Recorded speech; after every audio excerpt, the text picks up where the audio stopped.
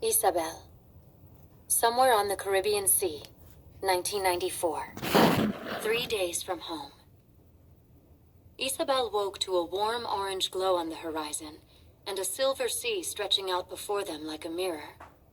It was as though the storm had been some kind of feverish nightmare. Senor Castillo woke from his nightmare too, parched like a man who'd been lost in the desert. He drank almost half of one of the few gallons of water they had left in one long chug, then laid back against the side of the boat. Isabel worried about her mother. For Mommy, the nightmare was just beginning. The illness she'd felt as the storm began had gotten worse in the night, and now she had a fever hotter than the rising sun. Lito dipped a scrap of shirt into the cool seawater and draped it across his daughter's forehead to cool her. But without the aspirin from the lost medicine box, there was no way to bring the fever down. "The baby," Mommy moaned, holding her stomach. "The baby will be fine," Lito told her. "A good, strong, healthy baby boy." Lito and Senora Castillo took care of Isabel's mother. Papi and Luis got the engine restarted and bathed it with water to keep it cool. Amara, at the rudder, steered them north now that the sun was in the sky.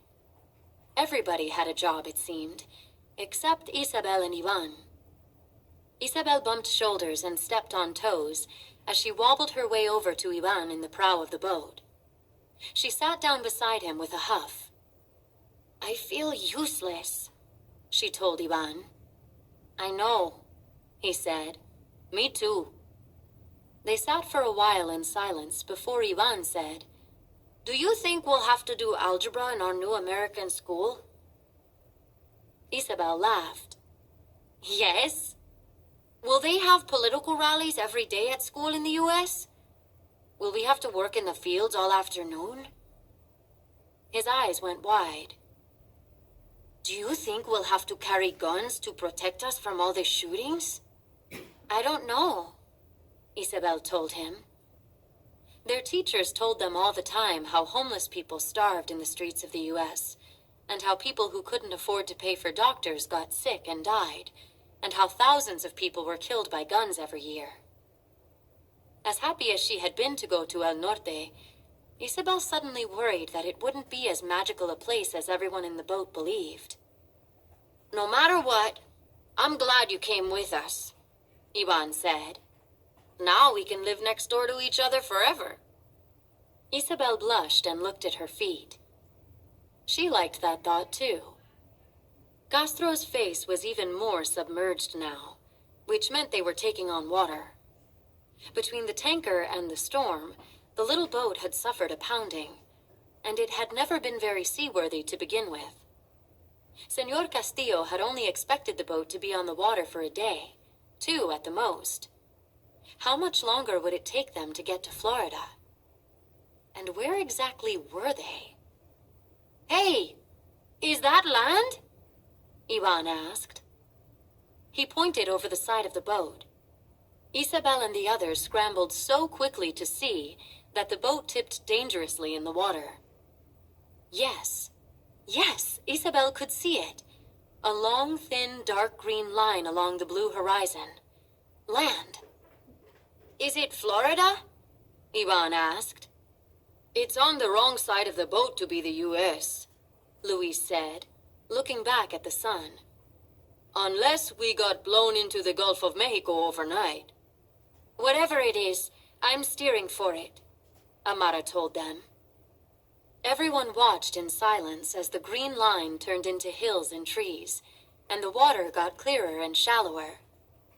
Isabel held her breath. She had never been so excited in her entire life. Was it really the United States? Had they made it? Amara brought them close to shore, then turned and ran south along it. Isabel searched the shore. There. She pointed to red and yellow beach umbrellas with chairs underneath them, and in the beach chairs were white people. A woman in a bikini lifted her black sunglasses and pointed at them, and the man with her sat up and stared. As the boat rounded the beach, Isabel saw more people, all staring and pointing and waving. Yes! Yes, we made it! We made it! Isabel said, shaking Ivan's arms. Ivan hopped up and down so much the boat groaned. Florida! He cried. A black man in a white suit hurried down the beach toward them, waving his arms over his head to get their attention. He yelled something in English and pointed for them to go farther south. Amara followed the shore around a bend, and the open ocean gave way to a quiet little bay with a long wooden pier. The pier had a little cafe on it with tables and chairs.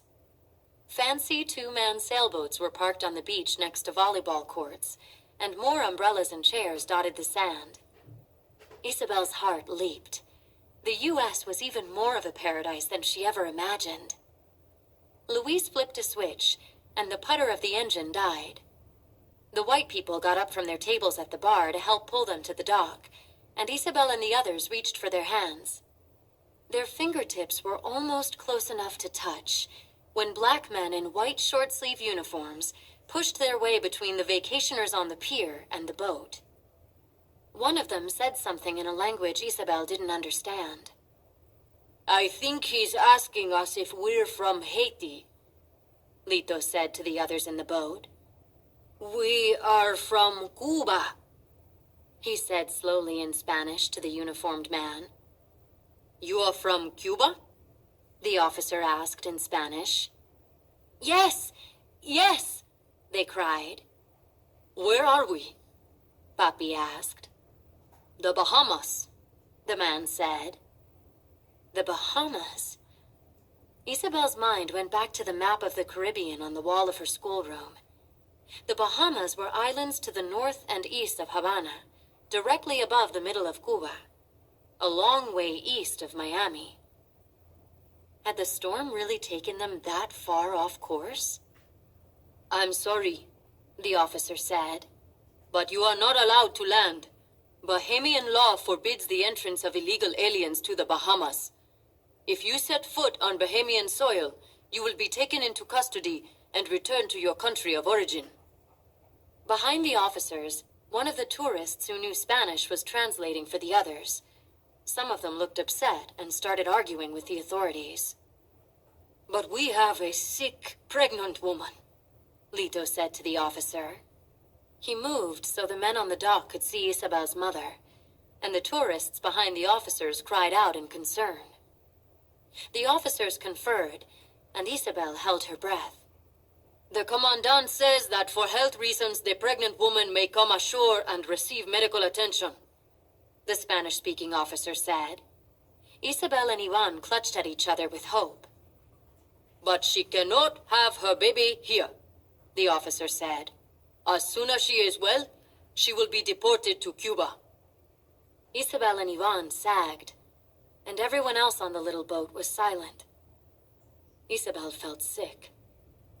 She wanted her mother to get better, but she didn't want them to be sent back to Cuba. Couldn't the Bahamas just let them stay? How was one more Cuban family going to hurt? She looked back at the pier and nice cafe. They had plenty of room. The situation was explained to the tourists on the pier, and they gasped and waited. All right, Lito said. My daughter is sick. She needs medical attention. No, Papi said. You heard him. If we step off this boat, they'll send us back to Cuba. I'm not going back. Then I will go with her, Lito said. I care for Teresa's life more than I care for El Norte. Tears ran down Isabel's cheeks. No. This wasn't the way things were supposed to happen. Her family was supposed to be together. That's why she'd insisted they all go on the boat. And if her mother went back to Cuba and her father went on to the United States, which one was she supposed to go with? Lito started to lift Isabel's mother, but Mommy pushed him away. No, Isabel's mother said. But Teresa, Lito said. No, I don't want my baby born in Cuba. But you're ill. You can't take another ocean voyage, Lito argued. I will not go back, Mommy said. She reached up and took her husband's and her daughter's hands. I will stay with my family. Relieved, Isabel threw herself into her mother's arms. She was surprised when she felt her father kneel down in the boat and hug them both. It sounds like we're leaving, then, Louise told everyone in the boat. Before they could get the engine restarted, one of the tourists tossed down a bottle of water to Senora Castillo. Soon the rest of the tourists were hurrying back and forth to the cafe, buying bottles of water and bags of chips, and tossing them into everyone's hands on the boat. Aspirin? Does anyone have aspirin? For my mother? Isabel begged. Up on the dock, an old white woman understood. She quickly dug around in her big purse and tossed a plastic bottle full of pills to Isabel. Thank you! Thank you! Isabel cried. Her heart ached with gratitude toward these people. Just a moment's kindness from each of them might mean the difference between death and survival for her mother and everyone else on the little raft. By the time they finally restarted the engine and Amara swung them around to leave, they had more food and water than they had brought with them to begin with. But they were farther away from Florida and freedom than they had ever been before. Mahmoud. Somewhere on the Mediterranean Sea, 2015. 11 days from home. My baby! Mahmoud's mother wailed. My Hana is gone! The Mediterranean was still attacking them, wave after wave trying to drown them, and Mahmoud could tell that his mother didn't want to fight anymore. It was all Mahmoud could do to keep her head above the water. I'm still here, Mahmoud told her. I need you. I gave my baby to a stranger, Mahmoud's mother howled. I don't even know who she was. She's safe now, Mahmoud told her. Hana is out of the water. She's going to live. But Mahmoud's mother would not be consoled. She lay back in the water, her face to the sky, and sobbed. The dinghy coming by had re-energized Mahmoud, but he could feel the buzz quickly draining away, replaced by a cold exhaustion that left his arms and legs numb. The sea rolled over him, and he went under again, coming up spluttering. He could not keep himself and his mother afloat. Not for long. They were going to die here. But at least Hana was safe. Yes, he had been the one to convince a stranger to take his little sister away. And yes, his mother might never forgive herself for letting Hana go. But at least neither of them would have to live long with their regret. The rain began again. The awful, pelting, deadening rain. And it felt to Mahmoud like Allah was crying for them. With them. They were drowning in tears. Under the sweeping wash of rain, Mahmoud heard something like a drumbeat. Water on something that was not water. He searched the rising and falling waves until he saw it. The backside of a life jacket still strapped to a man who floated face down in the water. In his mind's eye, Mahmoud immediately filled in the drowned man's face with that of his father, and his heart thumped against his own useless life jacket. He flailed in the water, half swimming, half towing his mother toward the body. But no, the life vest was blue, and his father's had been orange, like Mahmoud's. And this one was a real working life jacket. Mahmoud let his mother go for just a moment and wrestled the body over. It was the big man who had sat next to him on the dinghy. His eyes and mouth were open, but there was no life in either one. The man was dead. It wasn't the first dead body Mahmoud had seen. Not after 4 years of civil war, with his hometown right in the center of the fighting. A man had been killed right next to him in his family's car, he realized with a start. How long ago had that been? Days? Weeks? It seemed like a lifetime ago. But no matter how many times he saw death, it never stopped being horrifying. Mahmoud shuddered and recoiled. But if the man was dead, that meant he didn't need his life jacket. Mahmoud fought down his fear and fumbled with the straps on the dead man's life jacket. Mahmoud's fingers moved, but he couldn't feel them. His hands were like blocks of ice. He only knew he was touching the straps because he could see it happening.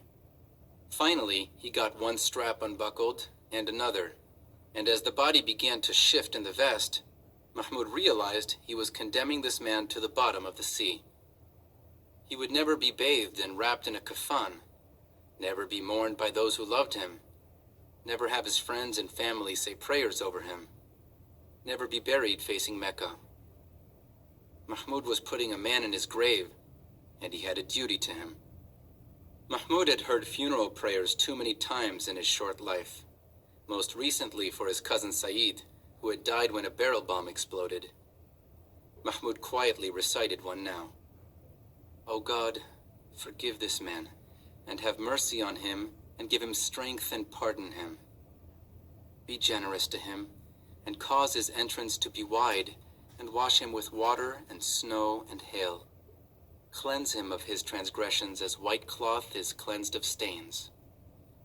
Give him an abode better than his home, and a family better than his family, and a wife better than his wife. Take him into paradise, and protect him from the punishment of the grave and from the punishment of hellfire." When he was finished, Mahmoud clicked open the last of the straps, and the man's body rolled out of the vest and down into the murky depths of the Mediterranean Sea. "Here, Mom, put this on," Mahmoud said. It took some time to get her into the life jacket, Mahmoud doing most of the work. But at last it was on her, and Mahmoud no longer had to fight to keep her afloat. She lay on her back, eyes closed, muttering about Hana, and Mahmoud clung to her life jacket. He still had to kick his legs to not pull them both under, but not nearly so much. He didn't know where they would go or how they would get out of the water. Perhaps in the light of day they would see land and be able to swim for it. In the meantime, they had to survive the night. Joseph. Just outside Havana Harbor,